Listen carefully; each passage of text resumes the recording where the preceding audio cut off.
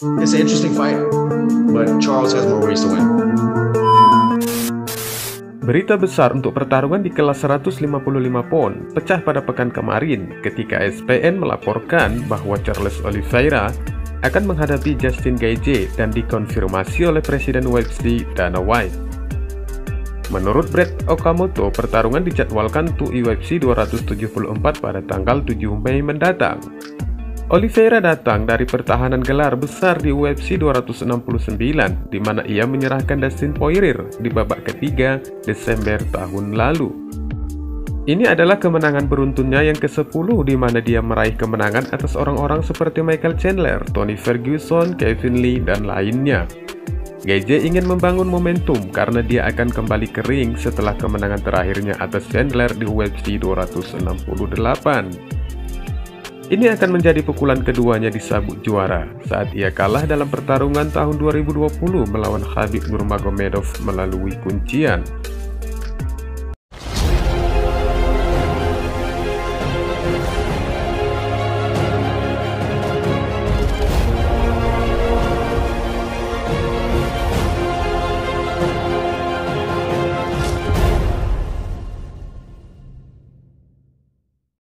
Oliveira versus Gaethje adalah pertarungan yang sulit diprediksi, dan haruskah menyebut ini sebagai kontes grappler vs striker yang sederhana karena keduanya jauh lebih banyak.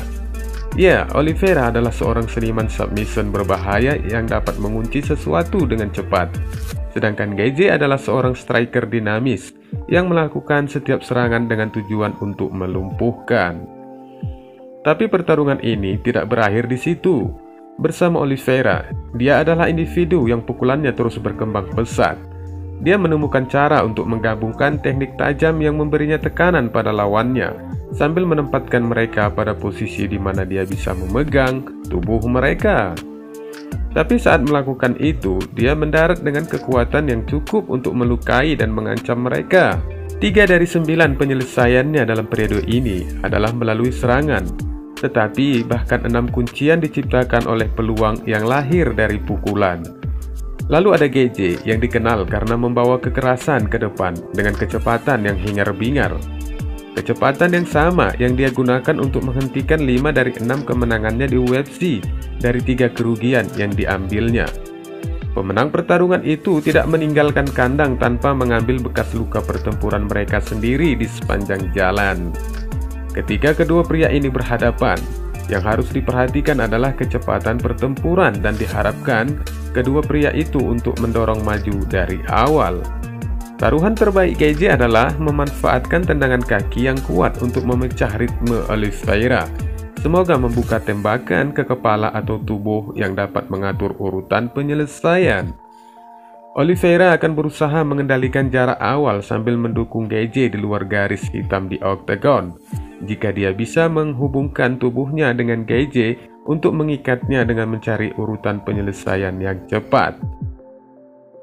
Gaethje adalah pegulat yang kuat, dan meskipun dia tidak selalu menunjukkannya, dia menunjukkan beberapa kelemahan kepada lawan yang dapat dengan cepat untuk maju melalui posisi penyerahan seperti yang bisa dilakukan oleh Oliveira. Seperti disebutkan, pukulan Oliveira telah meningkat selama perjalanannya di UFC. Namun dia juga menyadari bahwa bisa saja cedera di kaki masih akan didapatnya seperti ketika berhadapan dengan Chandler atau Poirier. Apa yang menghentikan mereka dari memanfaatkan momen-momen itu adalah bahwa Oliveira dapat segera menguasai mereka dan menerapkan BJJ-nya untuk mendapatkan posisi yang lebih baik. Gaethje bisa saja sedikit untuk mendominasi jika saja dia mampu untuk mencoba mengikuti rencana permainan dengan tidak membuat kesalahan pada membuka dirinya terhadap gaya penyerahan Oliveira. Fans harus mengharapkan pertempuran yang sangat cepat dan penuh kekerasan antara kedua pria ini yang tidak akan berlangsung selama 25 menit penuh. Kemungkinan Gaethje untuk mendaratkan beberapa pukulan berat tetapi tidak mampu menghentikan Oliveira untuk menangkapnya. Mengunci kuncian rear naked choke untuk kemenangan dan untuk tetap menjadi juara ringan UFC. Dari uraian ini, kemungkinan diprediksi bahwa Charles Oliveira masih akan mempertahankan gelar juaranya melawan Justin Gaethje melalui kemenangan submission. Selanjutnya, Dustin Poirier juga telah mengetahui jenis ancaman yang bisa diberikan oleh Charles Oliveira dan Justin Gaethje. Setelah bertanding melawan keduanya, menjatuhkan Gaethje dalam perang habis-habisan pada tahun 2018, dan baru-baru ini dikalahkan oleh Oliveira dalam pertarungan gelar ringan di UFC 269. Poirier akhirnya tampak akrab dengan kedua pria tersebut. Oliveira yang sekarang telah bersiap untuk mempertahankan gelarnya kembali melawan Gaethje di UFC 274. Dari pandangan Poirier bahwa The Diamond tidak membuat prediksi resmi untuk pertarungan itu. Namun dia pikir juara bertahan Oliveira akan memiliki lebih banyak alat untuk mengatasi Gaethje. You know, Charles has more ways to win. Justin has to knock him out. I think Charles can knock Justin out. Charles can submit him. Charles can win a decision. He has more ways to win. Not saying that Gaethje won't knock him out. You know, Charles is a guy who gets hit a lot. In his last 2 fights, he's touched the canvas in both fights. And Gaethje is a guy that, if he gets you hurt, he usually puts you away, and he has big power. So if you're able to get touched, you know, you might not recover. It's an interesting fight, but Charles has more ways to win. Poirier meraih sukses awal melawan Oliveira dan menjatuhkan petarung Brazil itu di ronde pertama.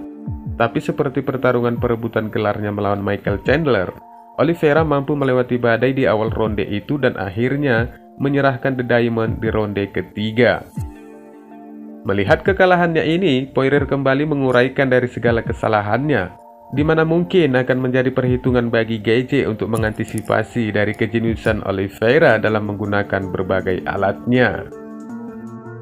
No, I think I should have did a better job of my footwork, not allow myself to be clinched up as easy and kind of, you know, smother my striking output by getting that close, allowing him to walk forward and just get into that clinch range.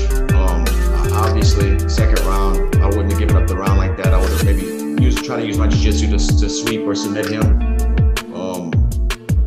Yeah, there's a bunch of stuff.